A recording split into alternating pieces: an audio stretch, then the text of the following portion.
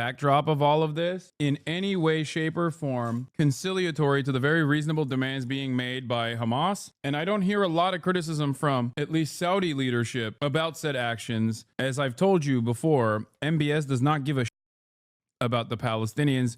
He actually sees the Palestinians as a nuisance, getting in the way of his deals that he wants to make openly with Israel. But it feels now to be more important and with more opportunity than ever before. The president got the trip down memory lane as he arrived at the investment forum. Inside, the soundtrack was his, playing now in Riyadh, and with a smattering of MAGA hats. The American cabinet, the Saudi royal court, and the billionaires' front row. You achieved a modern miracle, the Arabian way. That's a good way. For his speech of the day. And it's if you know anything about the background of Howard Lutnick, you know that if you know anything about 9/11, or specifically about Howard Nutlick, the people in that room have direct involvement with virtually every single person that he knows dying on 9/11, including his brother. Ever the great deal maker, Howard actually found a way to capitalize on the death and destruction that the company that he was a part of, the company that he actually had seized control of, experienced, including his brother dying, and made a lot of money off of suing the airlines for allowing 9/11 to happen. He then took away a big chunk of the trial awards away from people in his company that needed it, and the family members that needed it. A real freak through and through. Court and the billionaire. That's a good way. For his speech of the day. And it's crucial for the wider world to note this great transformation has not come from Western intervention, giving you lectures on how to live and how to govern your own affairs. Instead, the birth of a modern Middle East has been brought by the people of the region themselves.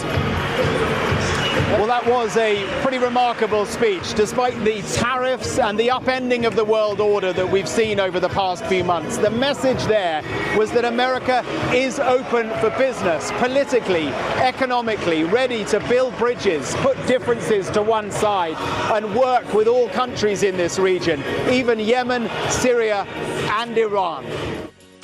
A key headline was Syria. He said he's scrapping sanctions against the country, now free from Assad. It comes as the White House revealed that he is due to meet Syria's new president, once a jihadi fighting the Americans. They'll meet in the day ahead. It might confuse some people. When he's doing his speeches in America, it's all about America first. We don't really care about the rest of the world, seems to be the vibe. And then here, it was a wholly different message, I felt. I think there's a misperception.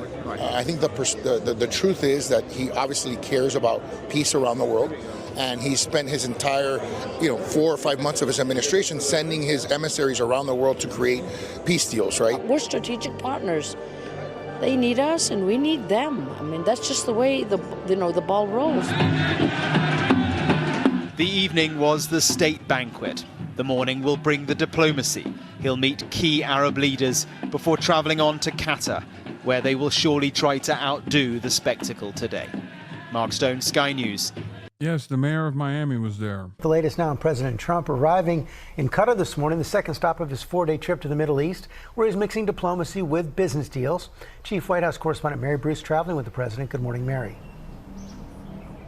Good morning, Georgia. President Trump now on the second leg of his visit here in the Middle East, here in Doha. But before leaving Saudi Arabia early this morning, the president having an historic visit with the new president of Syria, the first by an American president in more than 2 decades. This morning, President Trump touching down in Qatar. Trump kicking off the second leg of his 3-country tour to the Middle East after visiting Saudi Arabia. Trump this morning marking a major shift in U.S. policy towards Syria, meeting new Syrian President Ahmed al-Sharaa alongside Saudi Crown Prince Mohammed bin Salman, with President Erdogan of Turkey joining by phone. With the support of leaders in this room, and the great leaders you are, we are currently exploring normalizing relations with Syria's new government. The face-to-face coming just hours after Trump announced he would lift sanctions on Syria, now that the Assad regime has crumbled. I will be ordering the cessation of sanctions against Syria in order to give them a chance at greatness. It's a move, Trump says, came at the request of the Saudi crown prince. Oh, what I do for the crown prince. The first major foreign trip of Trump's second term focused on strengthening business ties with the Middle East. Joining him, leaders of some of the world's most powerful companies, from IBM to Google and Uber, and of course Elon Musk. The president now touting a $600 billion investment in the U.S. from the Saudis, though details are sparse. The Saudis giving Trump the royal treatment. The crown prince rolling out the lavender carpet. Trump piling on the praise. I like him a lot. I like him too much. That's why we give so much, you know? Too much. I like you too much. The president describing a transactional approach to foreign relations based on making deals regardless of past history. From embracing the Saudi crown prince years after U.S. intelligence concluded he orchestrated the murder of Washington Post journalist Jamal Khashoggi, to forging ties with Russia's Vladimir Putin. In recent years, far too many American presidents have been afflicted with the notion that it's our job to look into the souls of foreign leaders and use U.S. policy to dispense justice for their sins. But hanging over the visit, serious questions about Trump's own business interests. His sons, who now run the Trump Organization, have projects in the works in all 3 countries he's visiting. Bro, he's not old and fulfilling his fantasies. He's just becoming a Turkish-style dictator. I don't think people understand. Everything he's doing for pure profit is people that are outside of America. If you grew up outside of America, you've already seen this. If you grew up in Latin America, if you grew up in Turkey, if you grew up in the region, if you grew up in the Middle East, if you grew up outside of the West, okay, this is not even remotely unique. What's unique is America doing it,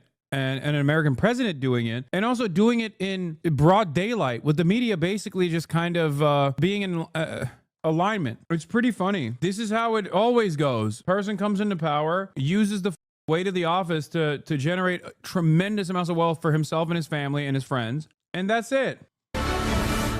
Coming soon. Trump now in Qatar, which he once called a funder of terrorism. But now he's poised to accept that extraordinary gift from the royal family, that $400 million luxury jet known as a flying palace, to be used as Air Force One before being transferred to his presidential library. The proposed deal raising serious questions about what it will cost American taxpayers to retrofit the jet to modify its security, and whether the gift violates the Constitution's ban on gifts from foreign heads of state. Trump overnight defending that proposed gift, saying the current Air Force One is less than impressive. Some people say, oh, you shouldn't accept gifts for the country. My attitude is, why wouldn't I accept the gift? But even members of his own party aren't sold. I also think that the plane poses significant espionage and surveillance problems. So we'll see how this issue plays out. But I certainly have concerns. And the president is kicking off his time here in Doha with a formal state visit, including a lavish state dinner tonight. He's also expected to speak to U.S. service members here in Qatar. George. Mary, also news this morning that a company with ties to the Chinese government is investing several $100 million in one of the Trump family's crypto businesses. Yeah, George, that's exactly right. GD Culture. They're so funny. Remember, every time they say, wow, I can't believe that they accepted money from Qatar, they just mean like only Israel and Israel's allies in the region get to do that. Which, by the way, Qatar is also a part of the allegiance. They're just more neutral than the Saudis are, partially because of Al Jazeera. Qatar gave Erdogan a jet. Okay, dude, that's nothing. Qatar giving Erdogan gifts is meaningless. Qatar is basically like a holdover state in and of itself with a tremendous amount of wealth for Turkey. Culture Group, a small technology company with ties to China that operates on TikTok, announcing plans to purchase up to 300 million of the Trump Bitcoin. They are just the latest business with foreign ties to jump into the president's cryptocurrency business. And all of this is coming as the president is working on a deal to allow TikTok to continue operating in the U.S. Ethics experts are sounding the alarm about conflicts of interest, but the White House insists the president is following the law. Yeah, George. we've never seen a mix of personal finance and diplomacy like we're seeing on this trip and in the early months of this presidency. Mary Bruce, thanks very much. To believe this man was once an al-Qaeda militant with a $10 million US bounty on his head. But the man who became Syria's leader after the ouster of the dictator Bashar al-Assad is now shaking hands like old friends with Donald Trump. How did you find the Syrian president? Great. I think very good. Young, attractive guy, tough guy, you know. It was the first time in 25 years that the leaders of Syria and the Qatar US had sends its met, thanks. and they did so at the behest of the Saudi Crown Prince,